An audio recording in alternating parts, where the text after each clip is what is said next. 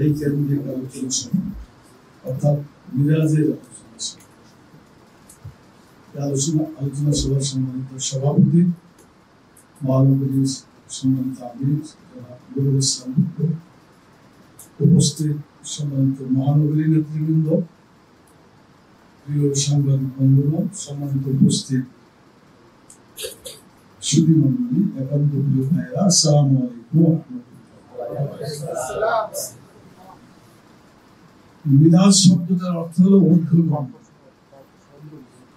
আর ইসরা শব্দটার অর্থ হচ্ছে যে পৃথিবীর উপরে স্থলভাগে চলার নাম হচ্ছে ইসরা। উদাহরণ দিয়ে বলা যায় যে আপনি বিমানবন্দর পর্যন্ত ইসরা করলেন, এরপরে বিমানবন্দর থেকে ঊর্ধ্বগমন করলেন, এইটা আপনার মিরাজ। রাসূল সাল্লাল্লাহু আলাইহি সাল্লাম কে আল্লাহ তাআলা ইসরা এবং মিরাজ দুটাই করেছে। সূরা বনী ইসরাঈলের প্রথম আয়াত অনেকেই বলেছেন, সবাই কম, সবাই স্পষ্টভাবে পূর্ণাঙ্গভাবে সম্ভব নয়, সংক্ষেপে বলি, সুবহানাল্লাযী আসরা বিআবদিহি লাইলাম মিনাল মাসজিদিল হারাম ইলাল মাসজিদিল আকসা আল্লাযী বারাকনা হাওলাহু লিনুরিয়াহু মিন আয়াতিনা ইলা আখিরিহ। তো আল্লাহ তাআলা বলছেন যে আল্লাহ তাআলা সুবহান, অর্থাৎ পবিত্র সেই সত্তা, যিনি তার বান্দাকে ইসরা করিয়েছেন। কোথা থেকে কোথা? কাবার ঘর থেকে একেবারে তারা পাঠিয়েছেন রাসূলকে দিন কায়েম করার জন্য, জীবন বিধানের উপরে। মানুষের তৈরি যত মতবাদ আছে, পুঁজিবাদ, সমাজবাদ, ধর্মনিরপেক্ষতাবাদ, জাতীয়তাবাদ, মানে দুনিয়ার যত মতবাদ আছে মানব রচিত, সব মতবাদের উপরে আল্লাহ তাআলার দ্বীনকে, ইসলামকে বিজয়ী করার জন্য আল্লাহ তাআলা রাসূলকে পাঠিয়েছেন। এবং মেরাজ হচ্ছে সেই সন্ধিক্ষণ, যেই সন্ধিক্ষণে ইসলামী রাষ্ট্র কায়েম করার জন্য আল্লাহ তাআলা প্রস্তুতি নেওয়ার মতো এই সূরার ভিতরে কিছু শিক্ষা আমাদের জন্য রেখে দিয়েছেন। রাসূল সাল্লাল্লাহু আলাইহি ওয়াসাল্লাম সেই কাজগুলো করেছেন। এটা হিজরত করার আগের মুহূর্তে আল্লাহ তাআলা সূরাটি নাযিল করেন, আপনারা সকলেই জানেন। তো এখানে একটা ইসলামী রাষ্ট্র কায়েম করার জন্য প্রথমত এমন জনশক্তি দরকার যারা রাষ্ট্র পরিচালনা করবে এবং যারা সেই রাষ্ট্রের অধিবাসী হবে। তার প্রথমটা হচ্ছে তাওহীদ, রিসালাত এবং আকিদা। এই তিনটি বিষয়ে বিস্তারিত আলোচনা করা হয়েছে মক্কি জীবনের সূরার মধ্যে। আর মাদানী জীবনে ইসলামী রাষ্ট্র প্রতিষ্ঠার জন্য মানুষের জীবনে যত আইন কানুন দরকার, বিধান দরকার, অর্থনীতি, রাজনীতি, সমাজনীতি, কালচারাল যত কিছু আছে সবকিছু এই সূরাগুলোর মধ্যে আছে।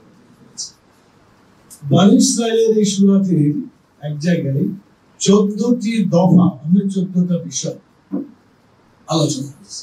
এই সব আলোচনার মূল বক্তব্য হচ্ছে একটা ইসলামী রাষ্ট্র পরিচালনা করার জন্য কি কি আইন বিধান হতে পারে, যেগুলো মৌলিকভাবে সেই সমাজে চালু থাকে, সেই রাষ্ট্রে চালু হলে সেই রাষ্ট্রটি মানুষের কল্যাণকর একটি রাষ্ট্রে পরিণত হতে পারে।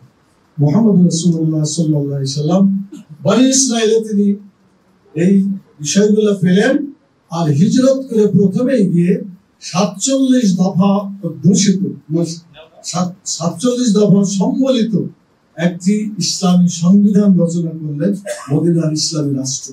এই রাষ্ট্রে যে 47টি ধারা, যে সংবিধানের কথা আপনাদের কাছে বলতে চাই, সেটি হচ্ছে পৃথিবীর ইতিহাসে সর্বপ্রথম একটি সংবিধান। কোন লোকেরা বলে যে আমেরিকার সংবিধানটা পুরাতন, না, এটা সঠিক কথা নয়।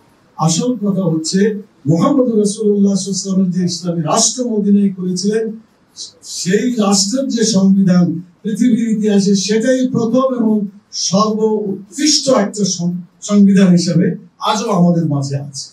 কোন জাতি বা কোন দেশ বা কোন সরকার যদি তার দেশকে ভালো করতে চায়, সুন্দর করতে চায়, মানুষের উপযোগী উপকারী কোন রাষ্ট্র বানাতে চায়, তাকে অবশ্যই রাসূল সাল্লাল্লাহু আলাইহি ওয়াসাল্লামের সংবিধান ছাড়া তাদের গত্যন্তর নাই। আজকে বাংলাদেশে আমরা ইসলামী রাষ্ট্র কায়েম করার কথা বাংলাদেশ জামাত ইসলামী আমরা বলছি, আরো অনেকে বলছে। আমাদের 5ই আগস্টের আগে ছেলেরা কি করেছে? তারা একটি স্লোগান দিয়েছে, উই ওয়ান্ট জাস্টিস। আমরা জাস্টিস চাই, সুবিচার চাই। এটা মনে রাখা দরকার, আল্লাহ তাআলা সুবিচার কায়েম করবেন তার বিধান চালু হলেই। তিনি এই জন্য বলে দিয়েছেন, ইন্নাল্লাহা ইয়ামুরু বিল আদলি ওয়াল ইহসান, নিশ্চয় আল্লাহ তাআলা হুকুম দিয়েছেন সুবিচার করার জন্য, মানুষের কল্যাণ করার জন্য। এই আয়াতকে সামনে রেখে যদি আমরা বলি, আজকের যদি আমরা বৈষম্যহীন একটি রাষ্ট্র প্রতিষ্ঠা করতে চাই, সুবিচারের বাংলাদেশ কায়েম করতে চাই, জাস্টিস কায়েম করতে চাই, ইসলাম ছাড়া অন্য কোন পথে সুবিচার আসতে পারবে না। যদি সুবিচার করতে হয়, জাস্টিস করতে হয়, মানুষের কল্যাণ করতে হয়, অবশ্যই কোরআনী বিধান বাংলাদেশে চালু করতে হবে। যতদিন এটা চালু না হবে, কোন ক্রমে এখানে সুবিচার চালু হবে না। আমি আপনাদের উদাহরণ দিয়ে বলতে চাই, একজন বললেন, প্রখ্যাত আলেম, তিনি বললেন যে একদল লোক তারা খেয়ে পালাই গেছে, খেয়ে পালাই গেছে। তো মানুষ যারা খেয়ে পালায় অপরাধ করে, এখন আবার যদি কেউ খায় বা খেতে চায়, তাহলে সেও কি অপরাধ করবে না? সমান অপরাধী হবে। এখন এই কথা শুনলে যদি কেউ খেপে যায় অথবা তার প্রতিক্রিয়া ব্যক্ত করে, তাহলে বোঝা যাবে যে তাদের মধ্যে খাওয়ার পার্টি অবস্থান করছে। এটা যদি কেউ বুঝে যে আমাদের মাঝে আছে, প্রতিক্রিয়া ব্যক্ত না করে তাদের দল থেকে ওই সমস্ত লোকদেরকে বহিষ্কার করা, দলকে পরিষ্কার করা, দলকে সত্যিকার ভাবে শুদ্ধি অভিযান চালিয়ে সত্যিকার ভালো একটি রাজনৈতিক দল হিসেবে মানুষের কল্যাণ উপযোগী কাজ করার জন্য তাদের এগিয়ে যাওয়া দরকার।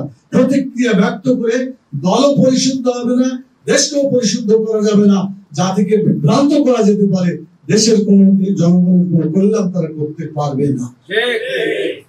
আমরা আরো বলতে চাই যে আসলে এই সমস্ত চাঁদাবাজ, দুর্নীতিবাজ, চোর, বাটপার, যাই যে ভাষায় আপনি বলেন না কেন, এদের কোন দলের এই কাজটা নয়। তারা কোন দলের ব্যক্তি হইতে পারে না। যদি থাকে তাহলে দল থেকে বহিষ্কার করাই সে দলের দায়িত্ব এবং কর্তব্য।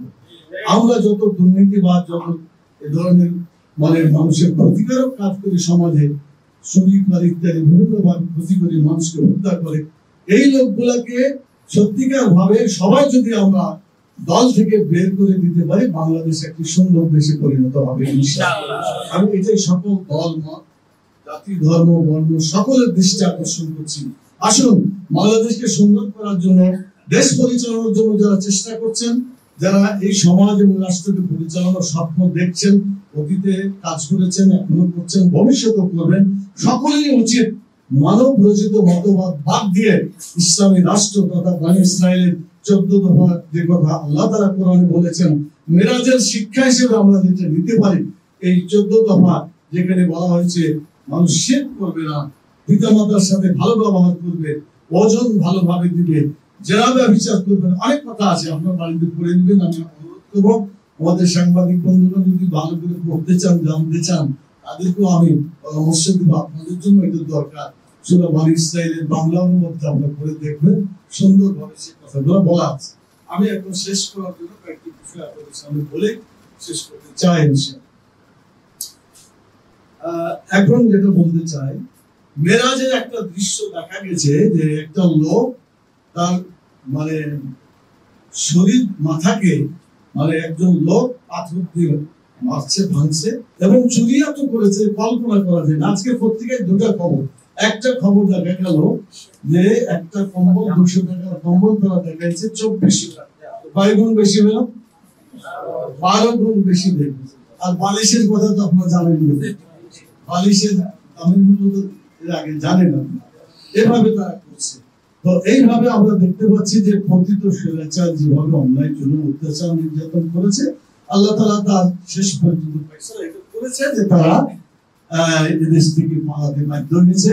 আল্লাহ তাআলা তাদেরকে এখান থেকে বিদায় করে দিয়েছেন। আমি বিশ্বাস করি কোরআনের আইন যদি আমাদের বাংলাদেশে আসে, বাংলাদেশের যত জালেম আছে সব জালেম পালাতে বাধ্য হবে ইনশাআল্লাহ। জুলুমের হাত থেকে আমরা রক্ষা পাবো ইনশাআল্লাহ। এজন্য আসুন, মিরাজের শিক্ষা, আল কোরআনের আইন চালু করতে হবে। আল কোরআনের আইন চালু হলেই মানুষ কল্যাণ লাভ করতে পারবে। চুরি থেকে, জেনা থেকে, ব্যভিচার থেকে জাতিকে মুক্ত করতে হলে, বৈষম্যহীন সমাজ গড়তে হলে কোরআনের বিধান ছাড়া অন্য কোনো উপায় আমাদের সামনে নাই। মিলাদের শিক্ষা এটাই আমাদেরকে দিয়ে যাচ্ছে।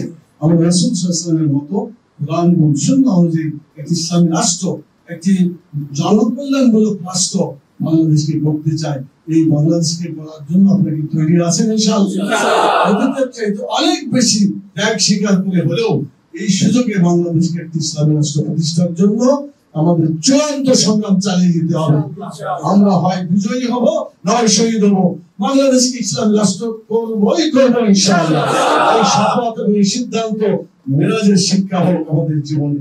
এই কথা বলে আপনাদের অসংখ্য ধন্যবাদ জানিয়ে মহানগরীকে সংগঠন আমাকে কথা বলার সুযোগ করে দিয়ে তাদেরকে ধন্যবাদ জানিয়ে আমার কথা এখানে শেষ করছি। সুবহানাকা আল্লাহুম্মা ওয়া বিহামদিকা আশহাদু আন লা ইলাহা ইল্লা আনতা আস্তাগফিরুকা ওয়া আতুবু ইলাইকা। আসসালামু আলাইকুম ওয়া রাহমাতুল্লাহি ওয়া বারাকাতুহু।